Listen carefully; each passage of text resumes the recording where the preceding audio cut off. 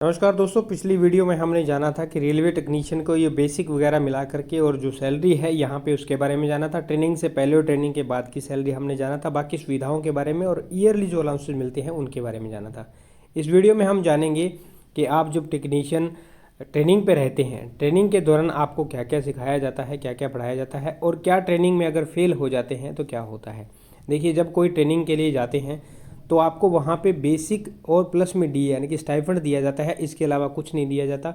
तो यहाँ पे आपको ट्रेनिंग के दौरान क्लासेस के अंदर आपके रूम्स वगैरह बने रहते हैं, वहाँ पे प्रोजेक्टर लगे रहते हैं। प्रोजेक्टर के माध्यम से भी और बोर्ड के माध्यम से आपको पढ़ाया जाता है। जिस भी पर्टिकुलर डिपार्टमेंट के अंदर है, आपके रेलवे के अंदर कई सारे जैसे डिपार्टमेंट होते हैं, जैसे CNW होता है, जैसे IW होता है, जैसे सिग्नल डिपार्टमेंट होता है, ठीक है, जैसे ट्रैक मशीन डिपार्टमेंट होता है। तो हर एक डिपार्टमेंट के हिसाब से आपको वहाँ पे स्टडी के रिगार्डिंग बताया जाता है, करवाया जाता है और फिर वहाँ आपको वर्कशॉप जो वहाँ पे होती है उस वर्कशॉप के अंदर प्रैक्टिकल भी करवाया जाता है। आपकी डिफरेंट वर्कशॉप होती है, उनके अंदर डिफरेंट शेड्यूल के हिसाब से पर्टिकुलर बैच बना करके आपको बैच के माध्यम से बच्चों को अलग अलग वहाँ पे भेजा जाता है। कुछ बच्चे कुछ दिन के लिए वहाँ पे, कुछ बच्चे कुछ दिन के लिए वहाँ पे, इस तरह से आपकी ट्रेनिंग वगैरह वहाँ पे रहती है। ट्रेनिंग का दौरान ये शेड्यूल जो आपका है, 6 महीने की ट्रेनिंग ITI ट्रेनिंग जो स्टूडेंट रहते हैं उनकी रहती है और जो PCM वाले रहते हैं उनकी 12 मंथ की ट्रेनिंग रहती है। शेड्यूल इनका यही डिवाइड करके रहता है कि उनको जैसे ये है 15 दिन का शेड्यूल है तो उनका जो है डबल शेड्यूल हो जाता है 1 महीने का, या फिर ऐसा भी वहाँ कर दिया जाता है। देखिए, हर एक स्कूल के हिसाब से यानी जो आपका ट्रेनिंग इंस्टीट्यूट होता है उसके हिसाब से अलग अलग शेड्यूल बना दिया जाता है। काम आपको यही करवाया जाता है सब जगह पे, ठीक है। उसके बाद होता है कि मान लीजिए आप ट्रेनिंग जब कर रहे हैं तो इस दौरान आपके ट्रेनिंग के ड्यूरिंग के अंदर आपके कोई टेस्ट नहीं लिए जाते। वहाँ पे आपसे जो आपने पढ़ा है उसके रिगार्डिंग आपको नोट्स वगैरह बनाने रहते हैं और इन नोट्स के माध्यम से ही एंड में जब आपकी ट्रेनिंग कंप्लीट हो जाती है तो उसके बाद में आपसे एक एग्ज़ाम करवाया जाता है जो कि एक टेस्ट टाइप के अंदर होता है। ये कई जगह पे ऑनलाइन लिया जाता है और कई जगह पे ये ऑफलाइन मोड के अंदर भी होता है। तो ज़्यादातर ऑफलाइन मोड के अंदर ये होता है, उसी एग्ज़ाम जहाँ पे आप स्कूल स्टडी सेंटर के अंदर स्टडी कर रहे हैं उसी के अंदर वहाँ पे आपको बैठा करके और सभी स्टूडेंट्स को, उस टाइम आप स्टूडेंट्स भी हैं और एम्प्लॉय भी हैं, दोनों वहाँ पे मिक्स चलता है, लेकिन ज़्यादा आप स्टूडेंट की भूमिका निभा रहे हैं। सिर्फ आपको स्टाइफंड मिल रहा है उस दौरान, ठीक है, यानी बेसिक प्लस DA जो होता है उसको स्टाइफंड बोला जाता है, तो वो आपको मिल रहा है। अब आपका ये जो टेस्ट होता है, ये टेस्ट आपके जो अधिकारी होते हैं वो आपको इन बिटवीन आपके बैठे रहते हैं, घूमते रहते हैं। तो जैसे एक एग्ज़ाम होता है 10th +2 का, उस टाइप के अंदर ये आपका टेस्ट लिया जाता है। तो आपको यहाँ पे टेस्ट देना रहता है। उस दौरान इस टेस्ट में जो कोई मान लीजिए कैंडिडेट अगर फेल होता है, सबसे बड़ा मुद्दा ये आता है, कैंडिडेट्स कई सवाल करते हैं क्या फेल होते हैं तो क्या दोबारा टेस्ट का मौका दिया जाता है।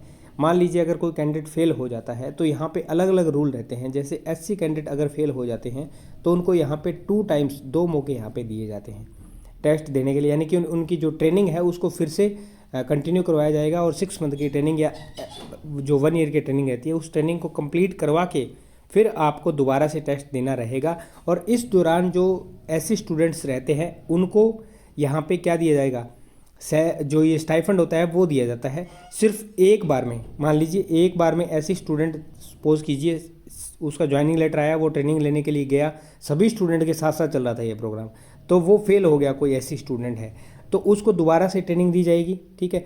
पहली बार में तो वो फेल हो गया, दूसरी बार अब वो दूसरी बार जा रहा है तो दूसरी बार वो ट्रेनिंग लेने के लिए जाएगा तो यहाँ पे उसको सैलरी प्रोवाइड की जाएगी, यानी कि जो स्टाइफंड होता है वो स्टाइफंड प्रोवाइड किया जाएगा।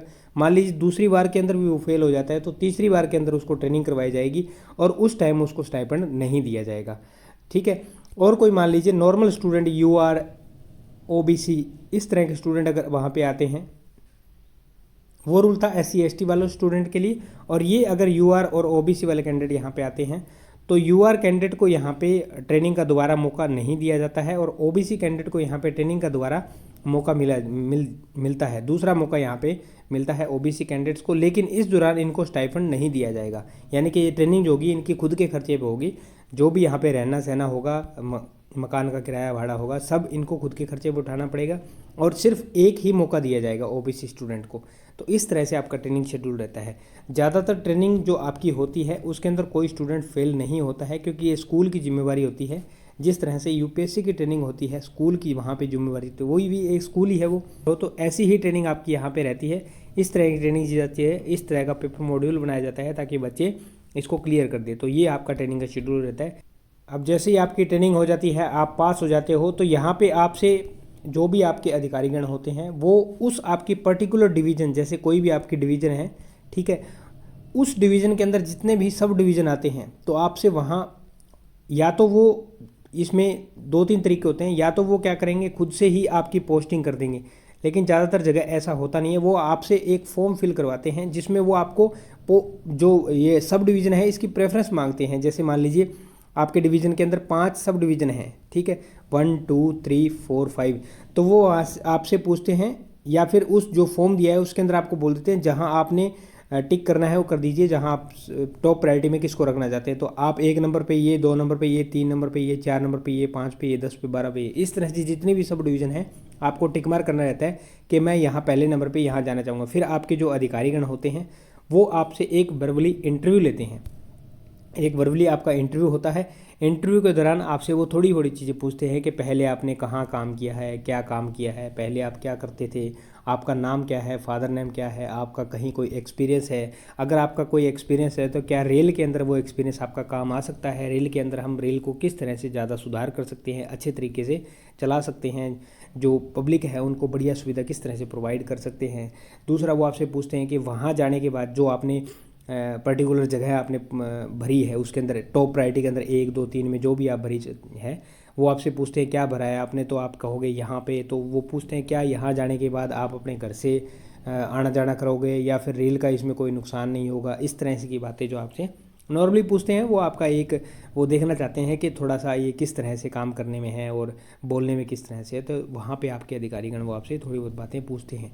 यहाँ जो पूछने वाले अधिकारी होते हैं वो सीनियर अधिकारी होते हैं, ना कि जो आपको स्कूल में या छात्रावास के अंदर जो आपको पढ़ाया करते थे वो होते हैं। एक चीज़ और, छात्रावास बोलने से यहाँ पे हॉस्टल सुविधा भी आपको मिलती है। जब आप ट्रेनिंग करते हैं तो वहाँ पे हॉस्टल प्रोवाइड होता है, तो हॉस्टल के अंदर आपका रहना सहना हो जाता है। अगर लिमिटेड स्टूडेंट है और हॉस्टल ठीक ठाक है तो वहाँ पे आपका रहना हो जाता है। अगर स्टूडेंट की अमाउंट ज़्यादा है, स्टूडेंट की क्वांटिटी ज़्यादा है, ज़्यादा बच्चे ट्रेनिंग के लिए एकदम पहुँच जाते हैं, तो वहाँ पे हॉस्टल की सुविधा जो होती है उसमें थोड़ी दिक्कत आती है। 15-20 लोगों तक हॉस्टल में कोई दिक्कत नहीं है। अगर 50-60-100 बच्चे आ गए तो हॉस्टल में दिक्कत हो जाती है, अगर ज़्यादा बड़ा हॉस्टल नहीं है। इतना प्रोसेस होने के बाद यहाँ पे आपका जो अधिकारी है वो आपकी पोस्टिंग के लिए, जो आपके टीचर्स थे उनके साथ सलाह मशवरा करके आपको यहाँ पे पोस्टिंग के लिए भेज देते हैं। फिर आपके वहाँ से लेटर तैयार होते हैं। फिर वहाँ से आपको लेटर तैयार करके वहाँ पे लिखा जाता है कि हमने इनको 6 महीने की या 1 साल की जो ट्रेनिंग थी वो कंप्लीट कर दी है।